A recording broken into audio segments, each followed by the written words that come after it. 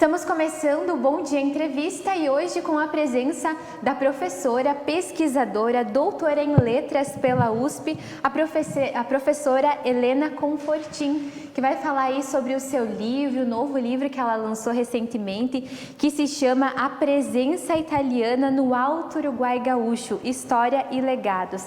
Ela está aqui conosco para falar mais a respeito dessa obra, suas inspirações, contar para nós todo o processo desse trabalho. Seja muito bem-vinda, prof, aqui no Bom Dia Entrevistas.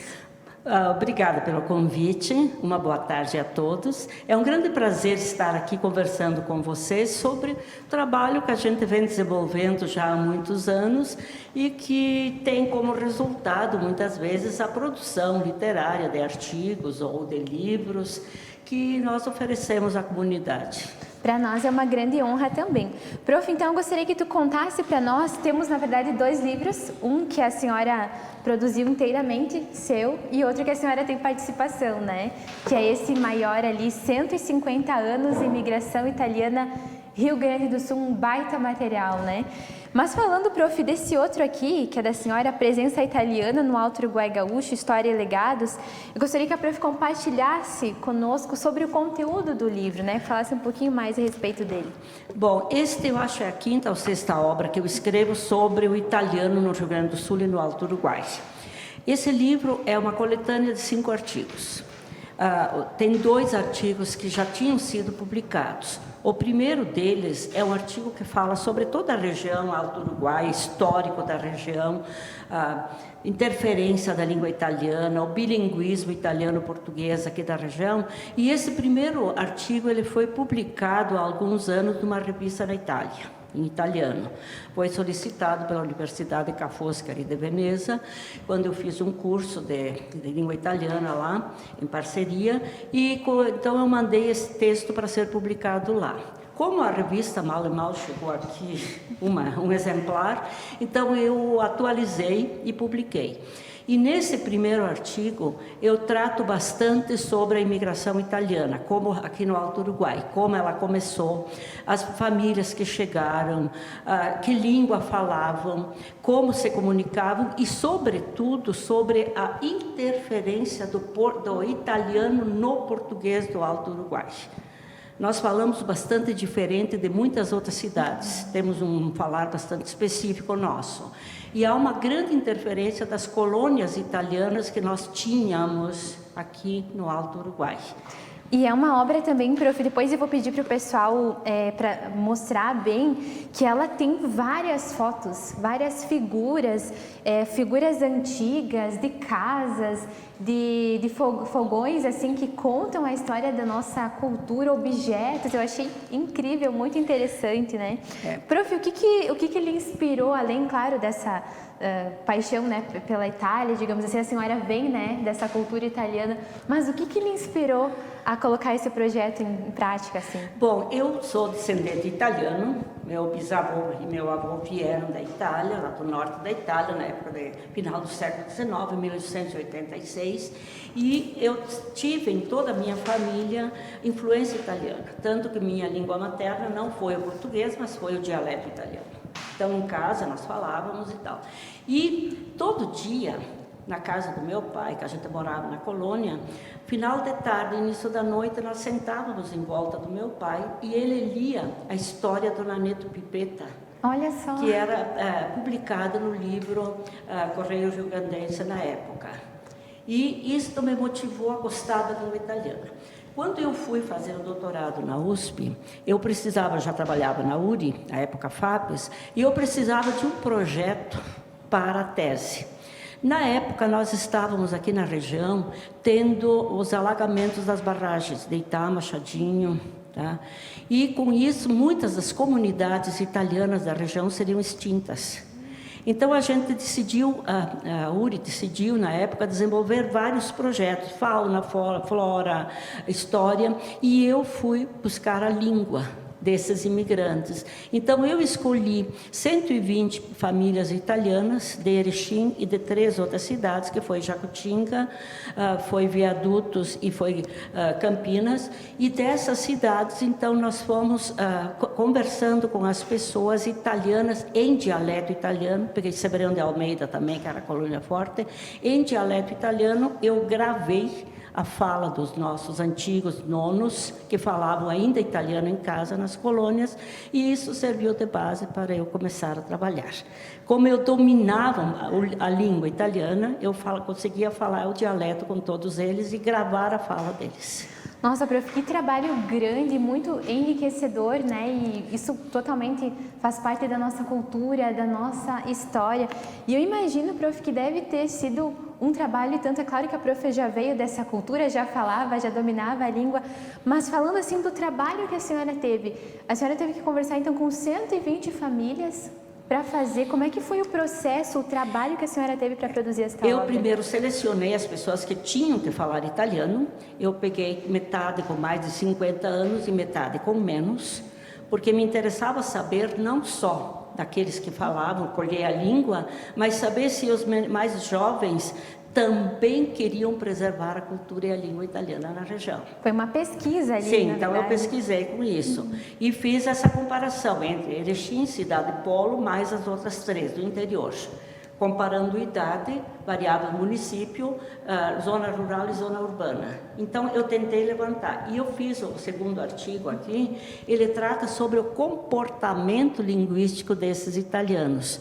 Por exemplo, se você fosse italiana e você estivesse trabalhando aí e dá uma resbalada, cai no chão, você vai dizer alguma palavra italiana ou português?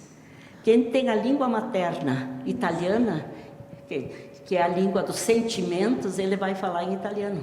Dá um temporal, alguém vai dizer, você bateu um dedo aí, vai soltar uma blasfêmia em italiano ou em português? Se você pegar os italianos antigos, todos eles vão falar em italiano. É verdade. E tu sabe, prof, que eu já notei isso também. Geralmente, quem tem a descendência italiana acaba trazendo esses costumes, algumas palavras que às vezes a gente não conhece, mas que a pessoa vive falando no seu então, dia a dia. em ambientes sociais, por exemplo, com colegas, com amigos, quando é que você fala italiano? Qual é o assunto de você falar em italiano? Com quem? Sobretudo com os mais idosos, se você dominar. Então, o segundo artigo trata sobre isso aí.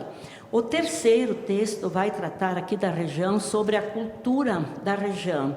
Então, aí eu tento abordar, por exemplo, como era o auxílio mútuo deles na colheita da uva, na trilhagem do trigo, como eram, por exemplo, a afetividade dos objetos, como eram as casas antigas, como elas estavam distribuídas, a casa de dormir longe da casa-cozinha, por causa do medo do fogo. Como era constituída os móveis e utensílios, que eram eles geralmente que se faziam esses móveis. Inclusive, a gente tem todas essas fotos aqui no livro, né, com exclusividade, as fotos todas aqui, algumas fotos em colorido também, nós temos, é muito interessante realmente. Tem fotos aí das camas, de casas que ainda existem, de casas que foram recuperadas. Aqui em Erechim nós temos várias casas que foram recuperadas, tá? Que foram casas recuperadas. Temos objetos, o ferro de passar antigo, aquele de brasa, a máquina de costura à mão, temos os tiarete que eles usavam com banha ou com querosene, eles tinham, quando não havia querosene na época da guerra, eles usavam banha para fazer o lume de dentro de casa. Então, tudo isso a gente tenta trazer, que é o terceiro artigo. Olha só, e agora eu vou tentar mostrar aqui para quem está nos acompanhando algumas das fotos. Sim, pode. A gente vai ver se a gente consegue aproximar. Porque, prof, para conseguir essas fotos, daí as famílias cederam essas fotos? Como que foi assim para conseguir publicar essa quantidade de fotos, né? Tem muitas Quando eu fotos fiz a aqui. pesquisa, quem tinha fotos, eu pedi emprestado e fiz cópia, né? Eles me autorizaram a fazer as cópias desses objetos. Alguns objetos ainda estão em museus. Outros são do meu arquivo, que há muitos anos, até pessoal, ou arquivo de família que nós temos. Então, são fotos assim que a gente vem buscando há anos e que a gente vai guardando tudo isso, né? Por exemplo, uma dessas aí é a nossa casinha, aí a primeira escola de Erechim, que está aí na Avenida Presidente Vargas, né? Então, são algumas, aí outras aí. Aí já tem um filó, porque é outro texto, o texto que trata sobre o filó, como era, como é feito, quem participava, como eles participavam. Então, tudo isso a gente foi compilando essas fotos, pedindo. E o último texto que é muito caro, por sinal, porque ele vai tratar sobre a mulher italiana. Que a mulher italiana foi escravizada, como você diz, porque no início, quando eles chegaram e compravam a terra, os homens tinham a preocupação de pagar a terra. Então, tudo que eles faziam na roça era vendido para poder saldar a dívida com o governo. E as mulheres competiam criarem galinhas para ter ovos, as vacas para o leite, para poder vender o excedente, comprar e manter a família. Então, as mulheres, além de trabalhar na roça, elas tinham que fazer todo o trabalho de casa, era a horta, era a roupa de lavar, era a comida, era cuidar das crianças, era mandar para a escola, era fazer as bolachas, o pão, era tirar leite, juntar ovos, plantar hortas e jardim. Então, a elas competia tudo isso, além de ir para a roça, né? Nossa. Então, elas eram verdadeiras heroínas. Até há uma pesquisa que diz que elas trabalhavam 73% das atividades eram da mulher. Nossa, imagina. E a gente acompanha também, prof, até nos dias de hoje, eu tenho também parentes que têm essa descendência e que eles preservam esse costume, como o prof citou antes, de fazer as bolachas, de fazer a chimia, de fazer várias coisas, né? Também as nossas vós, né? Digamos Sim, assim, tem assim uma série de tarefas que elas ainda desenvolvem até nos dias de hoje. Fazer trabalhos manuais, por exemplo, costura, todo o artesanato de casa, fazer a trança para os chapéus para irem para a roça, fazer a trança para as cestinhas que eles usavam, tá? Então, tudo isso, fazer comida, geleias, tudo porque, além de tudo, eles não havia para comprar no início, né? Tem que levar em conta que quem mora no interior aqui de Barão de Cotegipe, lá numa colônia, não vem para a cidade. Eles têm que fazer tudo. Exatamente, então eles têm que tentar fazer para que eles possam ter essa sobrevivência e poderem fazer as coisas sem depender do dinheiro da colônia, como eles diziam. Sim, exatamente. Então elas aprendiam a fazer e se ajudavam, as mulheres, quando nasciam crianças, quando alguém estava doente, elas eram muito solidárias e foi isso que manteve as famílias unidas, né? Olha só, e a gente vê realmente aqui no Alto Uruguai essa cultura muito forte, né? Muito presente. Prof, na tua avaliação, assim, qual que é a importância que a gente tem de ter um material como esse, um material grande de pesquisa, riquíssimo, com diferentes fotos, contando detalhes da vida, né, italiana, assim, aqui para a nossa região? Olha, se eu não acreditasse na pesquisa, sobretudo pesquisa científica, que é geralmente o que eu procuro fazer, eu não pesquisaria, né? Então, eu acredito, assim, que nós não precisamos voltar a esse passado. Nós reconstruímos um mundo hoje mais moderno, com todos os recursos. Nós saímos, até eu digo sempre que a minha geração saiu do tiareto lá da banha, do querosene, para hoje o supersônico, né? Para hoje o online e tal. Então, nós vivemos essa mudança. Mas, para nós chegarmos onde chegamos, nós tivemos alguém que fez. Verdade. Então, eu vejo que o jovem hoje tem que conhecer um pouco o que foi o seu passado. A sua história, né? A sua história. Porque se ele não conhecer, ele não vai valorizar um presente e um futuro.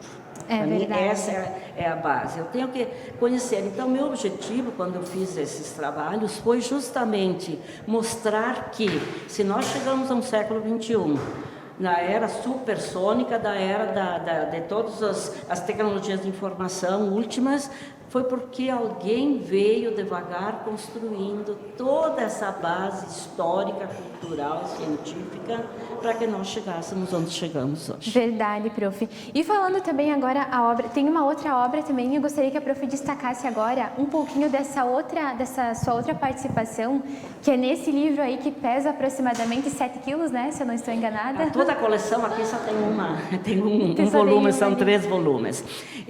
Esta obra aqui é uma obra que ela vem sendo construída já há 3, 4 anos.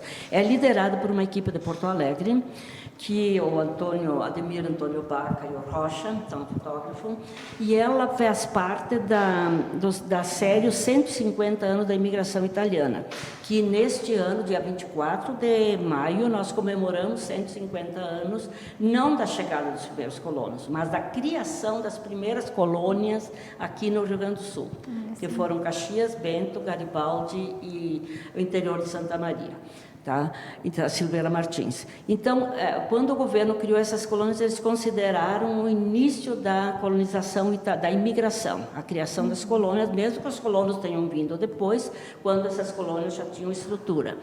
Então, foram convidados mais de 40 autores do Rio Grande do Sul, cada um de uma região, para que a gente cobrisse todo o estado, escrevendo a história da imigração italiana no Rio Grande do Sul. Nossa, então, são artigos que cobrem todos, por exemplo, aqui eu tenho um sobre a região Alto Uruguai.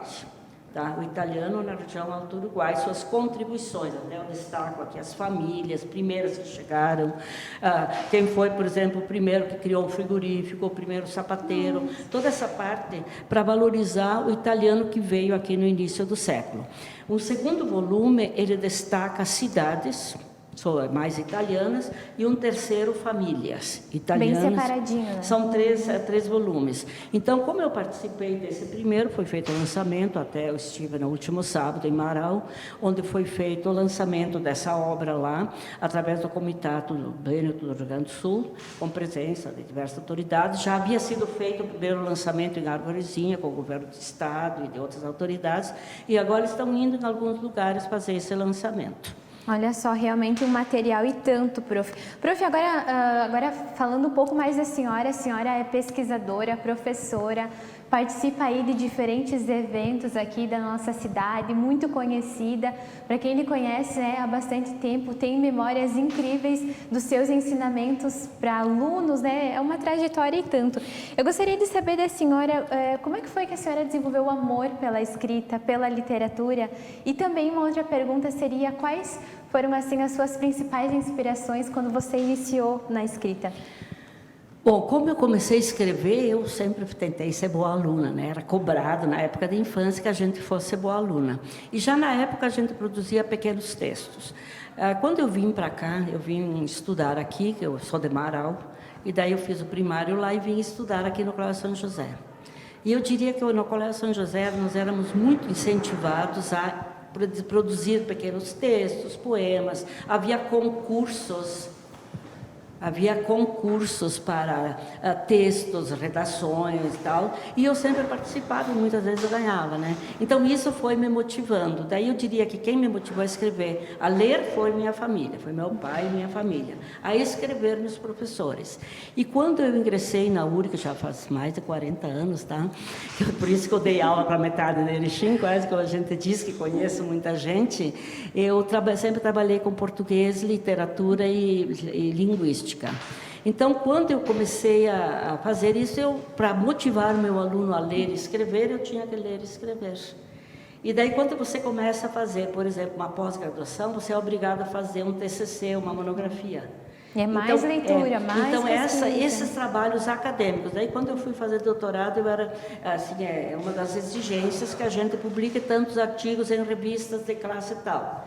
E daí, então, foram feitos projetos, e depois eu continuei com os projetos, daí eu fui pegando, e aí eu apresentei os projetos, tanto para o CNPq, para a FAPERGS, para a gente conseguir iniciação científica com alunos. Então, você trabalha com o aluno, ele é teu bolsista, ele ganha, e ele te ajuda a fazer a pesquisa. Porque nem sempre a gente consegue fazer tudo sozinho, né?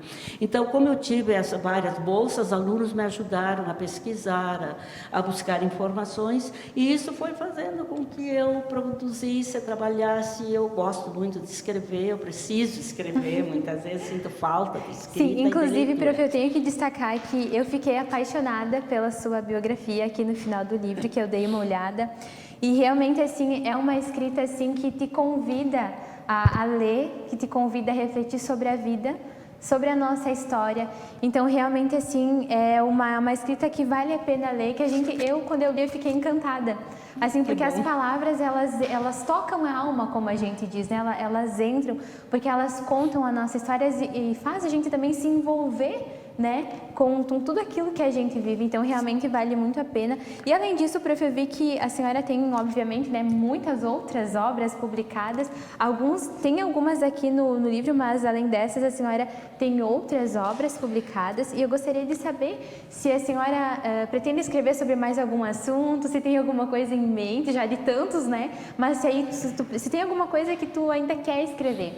Olha, como eu fui durante 4 anos, fui uma das fundadoras e 4 anos presidente presidente da Academia Erechinense de Letras, então a gente motivou muito o pessoal a escrever. Tanto que há 2 anos atrás, 3, nós lançamos na Feira do Livro mais de 20 obras da Academia e eu fiquei puxando todos eles a escreverem. Então, nós temos lá, por exemplo, o livro Mosaico sobre Erechim, que são artigos sobre Erechim, e eu já tenho em mente o 2º volume dele. Olha só, tá? que maravilha. E seria continuar, porque eu não sou escritora de romance nem de poesia, tá? Acho que é diferente a prosa literária, que são romances, são poemas, poesias, do que a pesquisa científica. O meu escrito, ele é praticamente todo acadêmico, né? É pesquisa baseado em fatos reais de pesquisa, e em textos e documentos. Então, a ideia agora que eu tenho é que a gente continue resgatando a história de Erechim com outros aspectos que não os vistos naquele livro. Lá nós ficamos mais em lugares. Pegamos, por exemplo, a Biblioteca Municipal, Arquivo Municipal, pegamos a Catedral, pegamos o Mata Comissão, o Castelinho, fomos trabalhando coisa. Agora que a gente vá para outras e para pessoas. Eu acho que Erechim merece que nós escrevamos a história de quem fez Erechim. Sim, das pessoas, em realmente. diversos aspectos. Por exemplo, eu pego na educação. Quem foi quem na educação de Erechim nos seus 103 anos? Homenagear as pessoas que escreveram e que, se um dia nossos alunos quiserem pesquisar, eles saibam quem foi quem. Na medicina, na agricultura, quem foi quem na indústria, no comércio.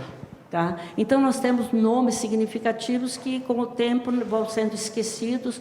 São o nome de uma rua, mas que alguém tem que pesquisar quem foi, fulano de tal, não se encontra em lugar nenhum. Então, a minha ideia próxima, meu próximo projeto seria em cima disso aí, o resgate de quem foi quem em Erechim. E a gente vai acompanhar, claro, para trazer a senhora novamente aqui para contar para nós também a respeito desse trabalho. E para a gente terminar, prof, que a nossa conversa está muito boa, né? A gente nem tem vontade, na verdade, de terminar a entrevista, porque realmente tem muita história para contar, é muita coisa vivida, né? Eu gostaria que a senhora deixasse um conselho para os jovens que escrevem, que pretendem escrever, ou às vezes aquele jovem também que ele está escrevendo, mas ele às vezes não tem aquela motivação, acha que nunca vai conseguir lançar um livro. Qual é o conselho que a senhora dá? Bom, eu diria que nós temos que confiar no nosso jovem. Nós temos muito jovem que tem capacidade, que tem competência. E eu digo que escrever ele não é um dom inato, ele é muitas vezes adquirido, sobretudo através da leitura e de prática. Então eu diria que para o nosso jovem hoje, que leia, leia, leia. Escreva, escreva, escreva. Não é para fazer cópia dos outros, a não ser se eu cite como referência, não é para plagiar ninguém. Muitas vezes você vê gente que vai plagiar coisas, né? Então, eu diria para o jovem, eu dei aula de 52 anos, tá? 52 anos de sala de aula. Motivei sempre os jovens a lerem, lerem, lerem. Não é só ler na internet, não é só ler no Face, não é só ler no WhatsApp. Nós temos que ler textos, artigos, livros, podem ser romances, mas livros de boa qualidade que possam nos trazer alguma base. Tá? E a partir daí que se criam desde pequenos textos. Eu vou fazer uma mensagem de aniversário para alguém, um cartão, vamos escrevê-lo bem escrito. Que de repente isso pode me motivar. Mas eu diria assim, que para a gente escrever tem que ler, ver quem escreve, ler e tentar até ter um objetivo de vida, de poder produzir um norte, ter um norte e perseguir esse norte. Realmente, fica aí o conselho, então, né, que a gente também se aproprie desses conselhos da prof aí, que tem tanta experiência e aprendizados para nos passar. Prof, antes que eu esqueça, como as pessoas fazem para adquirir o livro? Bom, ele não está à venda o livro, eu estou dando para quem, as entidades, pessoas, é uma lei que quando a gente usa fotos sem autorização escrita de pessoas ou donos de imóveis você não pode vender. Então, ele vai ser doado para entidades, para pessoas que quiserem estudar e tal. Nós, é presente, sim, é um presente. E, aliás, essa capa, se você abre toda ela. Não. Abre aqui. assim. Ela é aqui uma foto do Mauro do Mauro Lanzana, que é feita aqui no interior de Erechim. É uma propriedade italiana aqui no interior de Gramado, tá? Uma foto temos que me aqui. foi adquirido de um fotógrafo, essa foto, e ele me disse que é aí do interior, que eu achei bem característica de uma propriedade italiana antiga. Fica aí, então, um presente para nós, erechinenses, aqui vocês, também para a cultura italiana, né?